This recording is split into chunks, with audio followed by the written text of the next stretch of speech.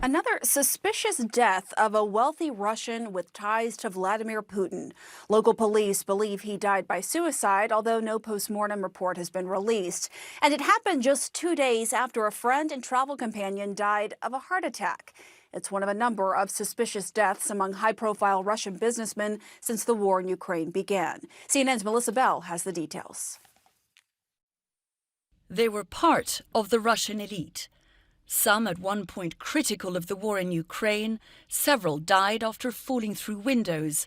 At least 13 dead in suspicious circumstances this year. The latest Russian tycoon to plunge to his death, Pavel Antov, who died on Saturday in India. Over the summer, Antov denied criticizing the war in a WhatsApp message.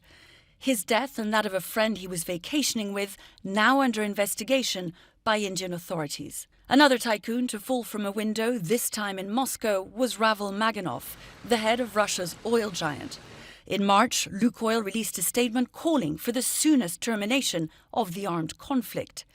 Maganov was just one of several Russian energy executives whose deaths have raised questions. Some of the insiders who've died have done so alongside their families, like Sergei Protosenya and Vladislav Avayev, both of whom were said to have murdered relatives before killing themselves.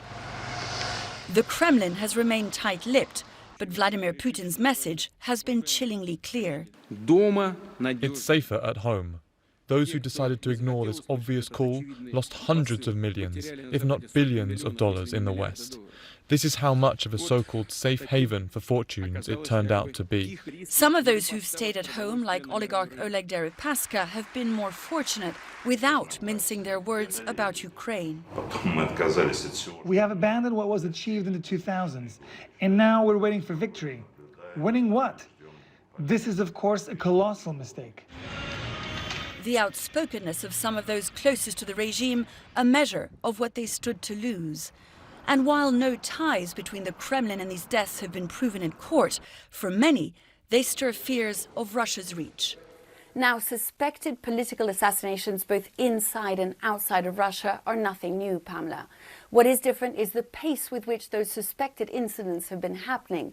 And it is, of course, tempting to link those to criticism only of the war in Ukraine. The truth is, some may be more linked to the economy and the need for the Kremlin to keep its hands on those most precious assets, those oil and gas revenues that continue to bring so much into Moscow. Pam.